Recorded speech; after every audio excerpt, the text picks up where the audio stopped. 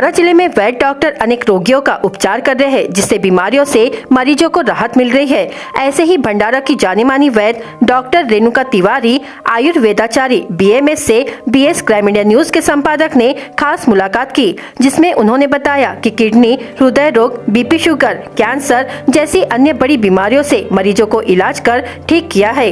जिसमें उन्होंने इस खास मुलाकात में कैसे इलाज किया है, क्या है आयुर्वेद, किस तरह से होता है इलाज, क्या है फायदे, आइए देखते हैं। नमस्कार, क्राइम इंडिया न्यूज में आपका स्वागत है। मैं शमशेर खान एक अनोखी खबर हमेशा लेके आता हूँ।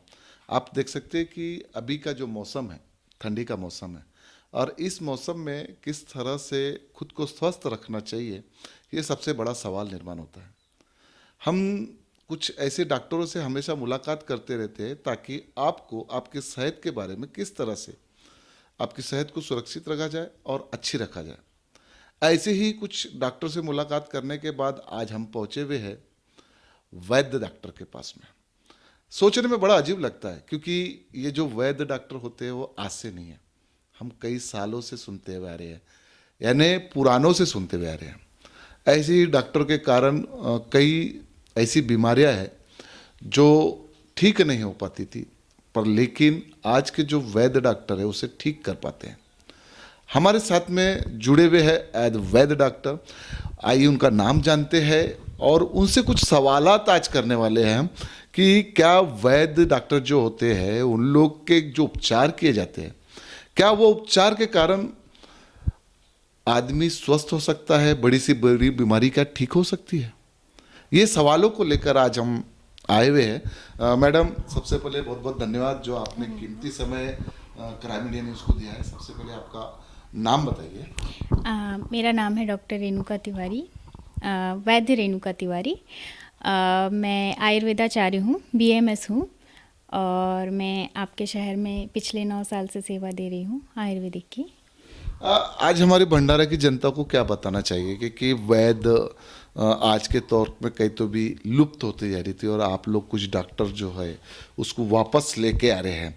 बहुत सारी चीज़ों के बारे में सुना जाता है, भस्म है या ऐसी कुछ है, तो क्या आज हमारे भंडारे की जनता को क्या बताना चाहोगे कि वैद्य में क्या क्या ऐसे उपचार होते हैं जो सडनली भी ठीक हो जा सकते हैं या किस तरह से किए जा सकते हैं। आयुर्वेदिक मतलब बहुत बड़ी चीज़ है। ये 5000 साल पुरानी चिकित्सा पद्धति है और आज के समय की चिकित्सा पद्धति में जो बीमारियां ठीक नहीं हो पाती हैं, जो लाइलाज हैं, जैसे किसी का लीवर ख़राब हो गया, किसी की किडनी ख़राब हो गई, घुटने ख़राब हो गए, कमर की हड्डी चली गई, तो इन सब चीज़ों का इलाज आयुर्वेद में संभव है, बहुत अच्छे से संभव है।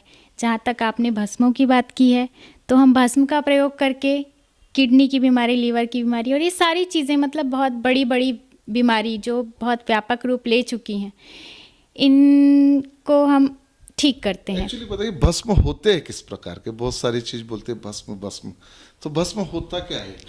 भस्म जैसे कि किसी धातु की या मेटल की या किसी रस औषधि की को, जैसे कि राख होती है।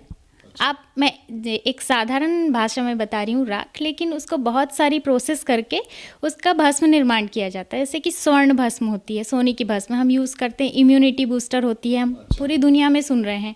हीरे की भस्म है जो बड़ी बड़ी गांठों को ठीक करती है ना। और सोने की भस्म के काफ़ी सारे योग हैं जिनका उपयोग करके हम किडनी की बीमारी ठीक करते हैं, लीवर की बीमारी ठीक करते हैं।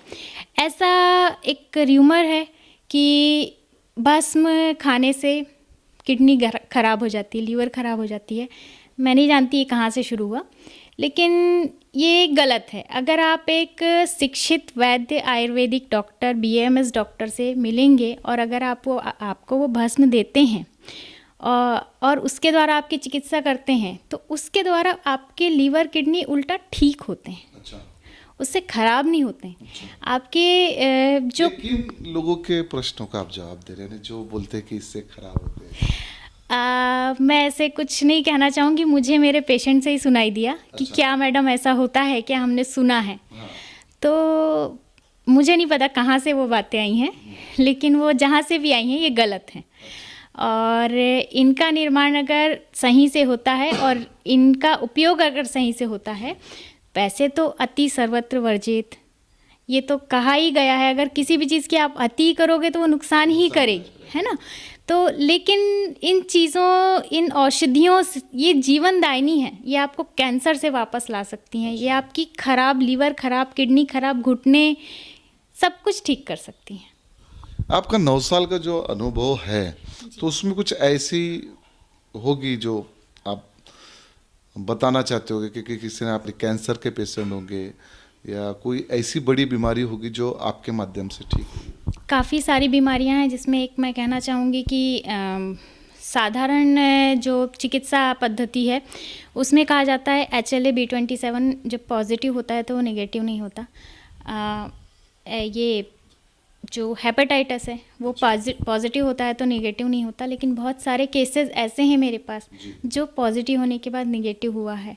बीपी की बीमारी, अगर उसकी जड़ पता चले, अगर डॉक्टर उसका निदान, उसका कारण क्या है वो पता कर ले, तो बीपी की बीमारी, थायराइड की बीमारी, ये बहुत जल्दी ठीक हो जाती है। और बहुत सारे केसेस में शुगर की बीमारी भी ठीक होती है। हाँ, बहुत सारे केसेस में नहीं होती है। किडनी पूरी तरह ख़राब हो गई है, उसको रिवर्स लाया जा सकता है। लीवर पूरी तरह ख़राब हो गया, उसको रिवर्स लाया जा सकता है। नहीं, कैसा कई डॉक्टर बताते हैं कि भैया सही में इलाज होता है या सही से इसका प्रॉफिट होता है या उसको फ़ायदा होता है, पर कैसा है कई डॉक्टर सिर्फ अपने इसके लिए बताते हैं। मैं मुझे कुछ ऐसा बताइए कि जो सही में लोगों का जो इससे फ़ायदा हुआ है। मैं बता रही हूँ ना, एक मेरे बहुत 4-5 ऐसे पेशेंट हैं। HLA-B27 का मतलब है कि एक ऐसी बीमारी, पेशेंट का के भंडारे के नागपुर भंडारा के हैं, हाँ। पेशेंट भंडारा के हैं। एक ऐसी बीमारी जिसमें आपका पूरा शरीर एकदम स्टिफ हो जाता है और आपका मन का तो पूरा ही चला जाता है ना। तो ऐसी बीमारी में हमने रिज़ल्ट लाए हैं और 100% रिज़ल्ट लाए हैं। वो पेशेंट की कुछ वीडियोस मेरे पास हैं और 1-2 वीडियोस फेसबुक वगैरह में भी अपलोड हुए हैं। और जैसे अभी रिसेंट का एक केस है, B12 जो कहते हैं कि B12 जिनका एकदम डाउन हो जाता है वो बहुत मुश्किल होता है, विटामिन D डाउन हो जाता है, मुश्किल होता है, वो सब हमने रिवर्स लाए हैं। जी, लीवर भी बहुत सारे मरीज के हमने ऐसे हैं जिनको हेपेटोमेगाली फैटी लीवर, जो फैट हो जाता है लीवर में, वो हमने ठीक किया है। और अभी रिसेंट का एक केस था मेरा डायबिटिक फूड का, जिनका पैर सड़ गया था पूरा। तो उनको मतलब कि उनके जो डॉक्टर हैं उन्होंने मना किया, उन्होंने कहा था कि बहुत पुराना हो गया है, शायद अब इसको काटना पड़ेगा आगे चल के। तो फिर वो पेशेंट मेरे पास आए तो बहुत कम खर्चे में उनका पैर 1 महीने में इतना तो ठीक हो गया कि वो चल फिर सकते हैं। मुझे एक चीज़ और बताइए कि एलोपैथिक जो होता है जी। वो एलोपैथिक के कारण जो मरीज को जो तुरंत जो आजार होता है या जो तकलीफें होती हैं वो बहुत जल्दी आराम हो जाता है। तो क्या आपके वैद्य में भी ऐसा है कि जैसी मान लिया जाए कि मेरे हाथ में बहुत जम से दर्द हो रहा है तो मैंने एलोपैथिक का इंजेक्शन ले लिया, पेन किलर ले लिया, समथिंग, और मुझे भले ही पूरा ठीक नहीं हुआ पर मुझे आराम हो गया, मेरा वर्किंग करना शुरू कर, तो क्या वैद्य में भी ऐसी चीज़ें होती हैं? जी, आयुर्वेद में ऐसी चीज़ें होती हैं। ये है जैसे हमारी अग्निकर्म शलाका, क्या बोलते हैं इसे? अग्निकर्म शलाका है ये। अच्छा। जी, इसके द्वारा अग्निकर्म किया जाता है, अग्नि में तप्त करके, और पर्टिकुलर पॉइंट पे इसको टच किया जाता है। तो इससे जो आपका पेन है, आपका पेन किलर से पेन 1 दिन के लिए ठीक होगा, लेकिन इससे लॉन्ग टर्म ठीक होता है, बहुत लंबे समय तक के लिए। ये पंचधातु की बनती है, लोहे की बनती है, सोने की बनती है, चांदी की बनती है। तो अलग अलग बीमारियों में अलग अलग तरह से यूज़ होती हैं। जैसे इससे आप हमेशा के लिए कॉर्न भी ठीक कर सकते हैं। जी, कोई मस्सा है तो हमेशा के लिए मस्सा निकाल सकते हैं। जी, तो इस तरह की बहुत सारी बीमारियां हैं जिसमें तुरंत, और किसी को उपयोग कैसे करते वो नहीं बताया? उपयोग किस इसको रक्त तप्त किया जाता है, इसको लाल किया जाता है, गरम कर किया जाता है। एकदम जी, और जो पॉइंट होते हैं, जो स्थान होता है जो सिर्फ चिकित्सक को पता होता है, तो उस स्थान पे इसको टच किया जाता है, जिससे आपके दर्द में काफ़ी राहत हो। अगर लगाओगे किसी के नहीं, जब पेन इतना सीवियर होता है तो इसका पेन मायने ही नहीं रखता। नहीं, जी। जलने वाले का आप बोल रहे हैं? नहीं, जलता नहीं है। उसके बाद हम ऐसी चीज़ों का एप्लीकेशन कर देते हैं जिससे इतना नहीं जलता है, थोड़ा सा थोड़ा सा दर्द होता है लेकिन वो जो दर्द है वो इसके आगे, हाँ, वो परमानेंट नहीं तो बहुत लंबे समय के लिए ख़त्म हो जाता है। फिर आप औषधियाँ लेके उसको ठीक कर सकते हैं। ये काफ़ी अच्छी एक चीज़ हमें पता चली है कि वैद्य के कुछ उपचार ऐसे हैं जिस उपचार के बारे में हम लोग पहुंच नहीं पाते, हमारे पास पहुंच नहीं पाते हैं, क्योंकि हम वैद्य के पास जाते ही नहीं हैं। और वैद्य अभी ऐसे ऐसे उपकरण लेकर जो लोगों की बीमारी है, जो दर्द है, जो सडनली ठीक हो सकते हैं, तो वो भी आज के तौर में आधुनिक दौर में जो है, जो हमारा दुनिया जो दिन पे दिन आधुनिक बढ़ते जा रही, डिजिटल बनते जा रही है, तो उसी तरह से हमारे जो वैद्य भी है वो भी उपचार में कहीं पीछे नहीं रह रहे, वो भी आगे बढ़ते जा रहे। तो और क्या बताएंगे मैडम ऐसा कि जो हम हमारी जनता के साथ में ऐसा शेयर कर सके आपके लिए कि जो वैद्य जो चीज़ है ये तो कई वर्षों से है, और आपने जो पढ़ाई की है या आपने जो 9 साल का एक्सपीरियंस है, तो वो चीज़ को आम लोगों तक किस ढंग से पहुंचाना चाहते हैं? मैं यही कहूँगी कि आप किसी भी बीमारी को तुरंत ठीक करने के चक्कर में, जैसे आपने किसी बीमारी को, जैसे आपको एसिडिटी हुई, आपने एक एसिडिटी की गोली खा लिए और उसके बाद वो ठीक हो गई, लेकिन आप वही रूटीन फॉलो कर रहे हैं। उसकी जगह आप किसी आयुर्वेदिक चिकित्सक के पास जाइए, उनको बताइए, वो उसका कारण पता करेंगे कि आपको ये क्यों हो रहा है। नॉर्मल एसिडिटी की बात कर रही हूँ मैं, ऐसे बहुत सारी, और यहीं से बड़ी बीमारियां शुरू होती हैं, ठीक है। यहाँ से फिर आपके लीवर तक जाता है, आपके कोलाइटिस हो जाता है, बहुत सारी बीमारियां, आँखों के रोग होते हैं, बाल खराब होते हैं, बहुत कुछ होता है, स्किन खराब होती है। तो ये सब, आप छोटी सी बीमारी, छोटी सी प्रॉब्लम हुई तो आप आयुर्वेदिक चिकित्सक के पास जाइए। ऐसा नहीं है कि आयुर्वेदिक चिकित्सा बहुत देर में ठीक करती, आप जल्दी चले जाएंगे तो जल्दी ठीक हो जाएंगे। फिर आपको रोज़ रोज़ वो टैबलेट नहीं खानी पड़ेगी, आपको रोज़ रोज़ बीपी की टैबलेट, रोज़ रोज़ थायराइड की टैबलेट नहीं खानी पड़ेगी, रोज़ रोज़ एसिडिटी की टैबलेट नहीं खानी पड़ेगी। रोज़ रोज़ आपको एलर्जी हो रही है, एलर्जी की दवाई रोज़ रोज़ नहीं खानी पड़ेगी, रोज़ रोज़ पंप नहीं लेना पड़ेगा। आपका जीवन आसान करता है आयुर्वेद।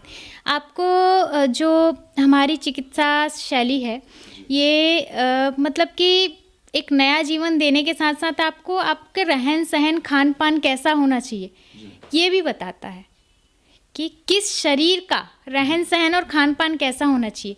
हम अगर यहाँ 5-6 लोग हैं तो हर किसी की अलग अलग प्रकृति है शरीर की, वात, पित्त, कफ, द्वंद्वज, है ना, संधिपादज।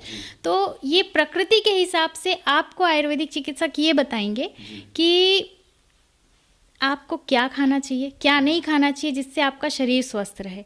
तो और अगर स्वस्थ हैं आप, आगे चल के आपको कोई बीमारी ना हो, इसका आपको, इसके लिए भी आयुर्वेद चिकित्सा की सलाह लेनी चाहिए। एक हमारा पहला ही श्लोक है, आयुर्वेद का प्रयोजन है स्वस्थ से स्वास्थ्य रक्षणम, मतलब स्वस्थ व्यक्ति के स्वास्थ्य की रक्षा करना, और आतुरस्य विकार प्रशमनम च, मतलब फिर उसके बाद अगर कोई आतुर है तो उस आतुर मतलब कि बीमार है तो उसके विकारों का प्रशमन करना। जी, आपसे मैंने एक बात और बातचीत में हुई थी कि कुछ उपचार ऐसे होते हैं आपके कि जो बॉडी को रेगुलाइज करते हैं, फिल्टर करते हैं। एक बहुत सोचने वाली बात है, आप लोग ने गौर करना चाहिए इस चीज़ को।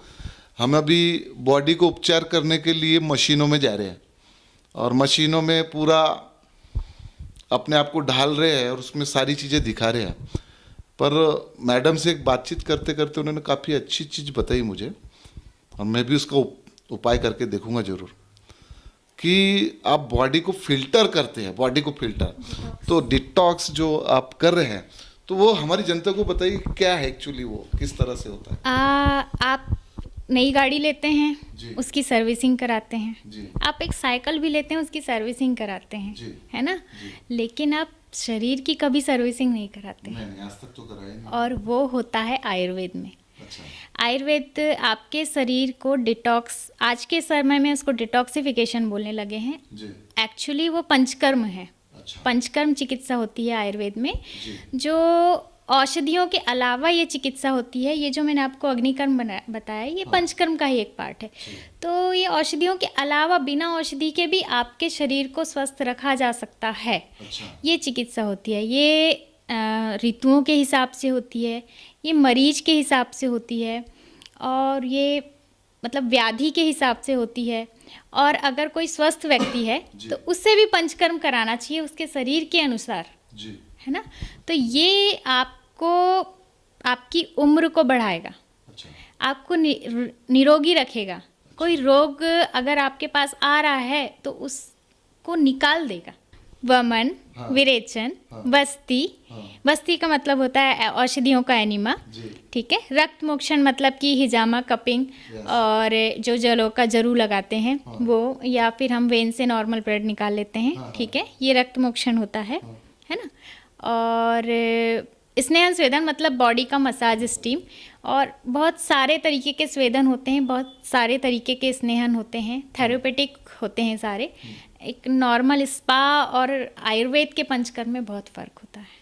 जी, इसमें से कोई एक आध हमको बताएंगे कि जैसे आपने बोला कि समय और वातावरण, यानी जो समय बदलता है, यानी कहने का मतलब जो है वो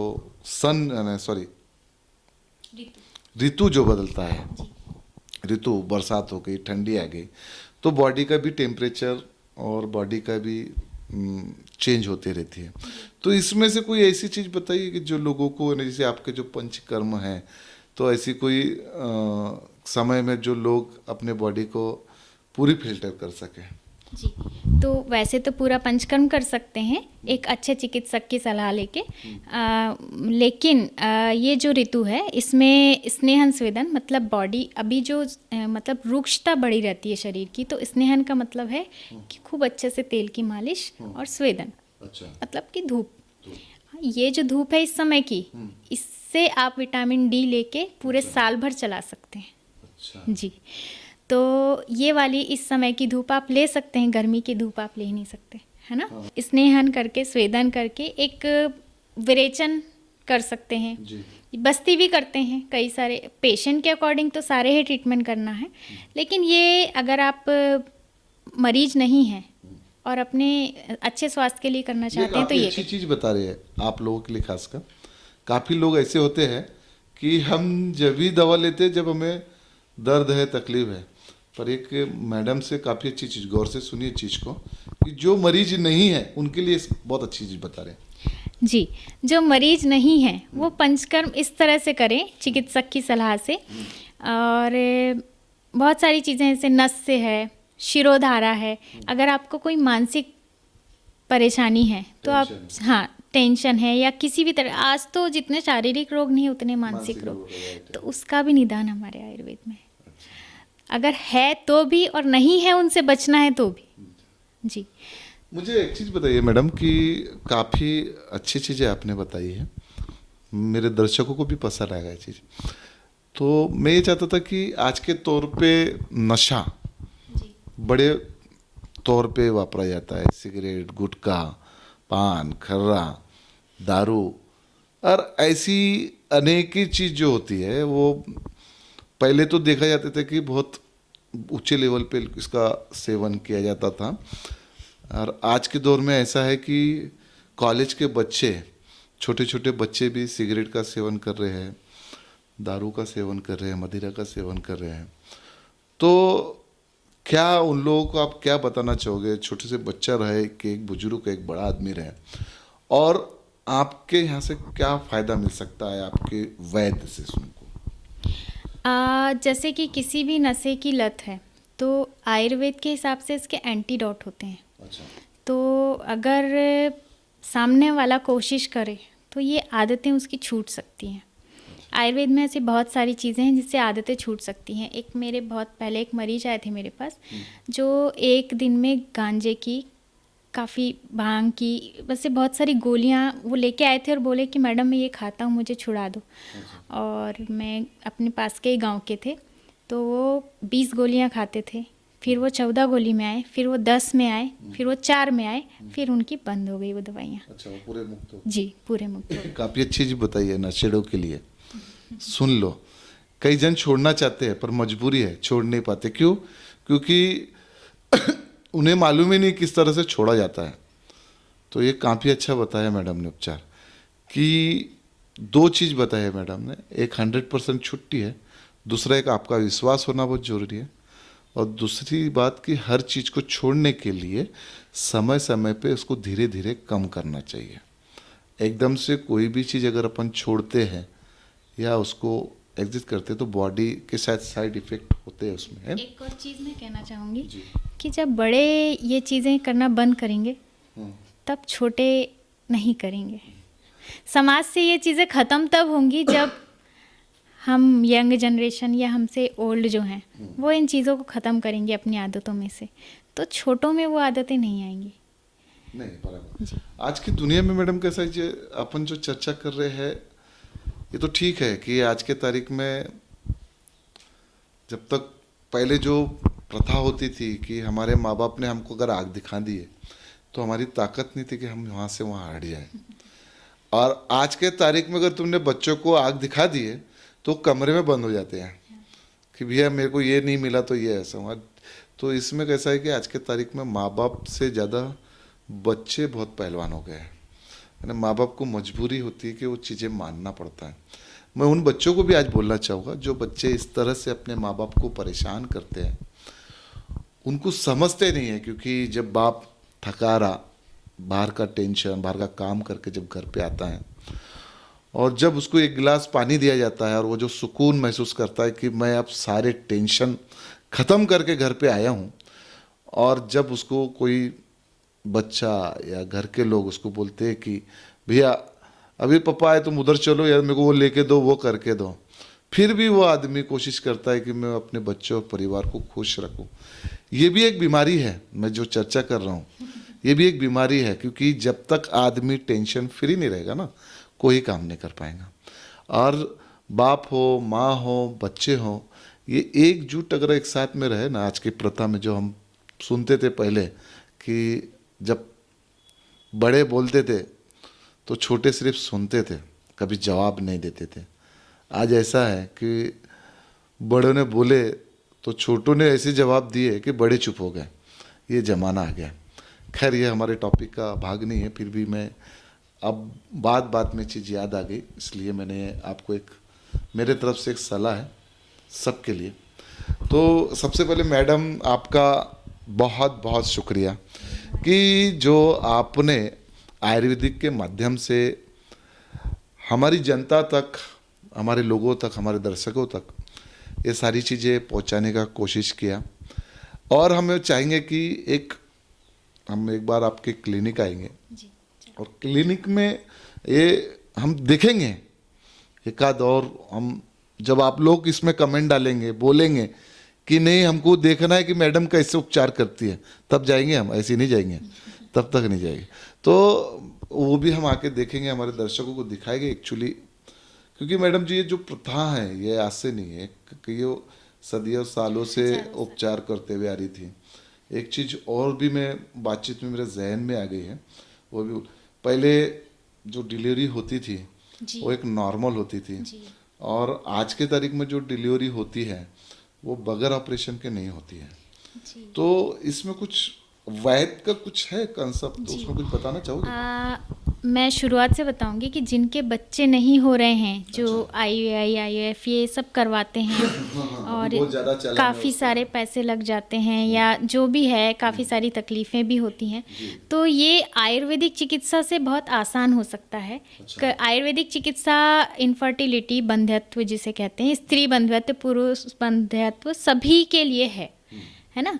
बच्चे जिनके ना हो रहे हों, आज की जीवन शैली ऐसी है कि बहुत बड़ी बात नहीं है कि किसी को बंध्यत्व अगर है तो इसके लिए आयुर्वेदिक चिकित्सा है। आप पहले आयुर्वेदिक चिकित्सक के पास जाइए, चिकित्सा करवाइए और देखिए, आपको ज़रूर आराम मिलेगा। अगर आपको बनावटी गड़बड़ी नहीं है तो ज़रूर आराम मिलेगा, है ना, ज़रूर 100% आराम मिलता है। और इसके बाद पूरी गर्भ संस्कार होता है गर्भिणी के लिए, पूरे हर एक महीने की औषधियाँ होती हैं। उसमें आयरन कैल्शियम अलग से लेने की ज़रूरत नहीं होती है, उसी में सब कुछ होता है। बच्चे का बहुत अच्छा पोषण होता है। किस महीने में बच्चे की धड़कनें शुरू होंगी, किस महीने में बुद्धि आएगी, किस महीने में क्या आएगा, उस हिसाब से हम औषधियाँ देते हैं आयुर्वेद में। उसको हम मासानुमासिक कल्प बोलते हैं। उसके बाद फिर जब डिलीवरी का समय आता है तो बहुत सारी ऐसी औषधियाँ हैं जिनके उपयोग से आसान हो जाती है डिलीवरी। जी। तो आप देख सकते हैं कि साथ ही साथ में हमें एक ऐसा भी ज्ञान प्राप्त हुआ कि जो पहले बहुत हार्ड होता था आज वो नॉर्मल भी हो सकता है। सिर्फ हमें उसका सही समय पे सही उपचार करना बहुत ज़रूरी होता है। तो मैडम का बहुत बहुत धन्यवाद, जो मैडम ने हमें अपना कीमती समय दिया और पूरी जानकारी दी कि और जो समय होता है, ये समय ज्ञान देने के लिए जब होता है तो कुछ चीज़ें ऐसी होती है हम उसे स्किप आगे भगा के देखते हैं क्योंकि हमें उसकी आवश्यकता नहीं है। पर कोई भी चीज़ जब तक हम पूरी ना देखें ना तो वो चीज़ का पता नहीं चलता है। हम शर्ट पहन के निकल गए और पैंट छोड़ दिए तो नहीं होता है, क्योंकि हमको पूरे कपड़े ही पहन के निकलना होता है। इसलिए मैं बता रहा हूँ कि मैडम का जो हमने ज्ञान लिया है वो आप पूरा देखें और समझे एक्चुअली क्या है। आयुर्वेदिक डॉक्टर जितने भी है आज मैडम के थ्रू हम उनका सबका धन्यवाद करते हैं कि जो आयुर्वेदिक को जो है हमारे इस दुनिया में बना के रखा है। और ये प्रथा को जो एलोपैथिक के कारण जो साइड इफ़ेक्ट होते हैं नहीं होते हैं, ऐसी चीज़ों को आज भी आयुर्वेदिक थ्रू दूर किया जाता है। तो BS क्राइम इंडिया न्यूज़ में इसी तरह से आप बने रहें। हर एक खबरों के माध्यम से हम आप तक बताते हैं कि किस तरह से डॉक्टर आपको जानकारी देते हैं। अलग अलग खबरों के माध्यम से हम जागरूक करते रहते हैं। मैं Shamsher Khan, crime India news संपादक, ऐसी ही खबरों के साथ में अगली बार आपसे मिला रहूँगा। नमस्कार। भंडारा। भंडारा गोंदिया जिला वासियों के लिए खुश खबर है। अब आपका मनपसंद channel BS crime India news अब आपके केबल नेटवर्क पर, जी हां, अपने केबल नेटवर्क के एशियन चैनल नंबर 13 पर उपलब्ध है। BS क्राइम इंडिया न्यूज पर खेल, राजनीति, क्राइम, साहित्य व अन्य खबरें प्रकाशित की जाती है। हमारे साथ जुड़ने के लिए तथा हमारे चैनल में खबरें, विज्ञापन आदि के लिए संपर्क करें 8669151757 पर।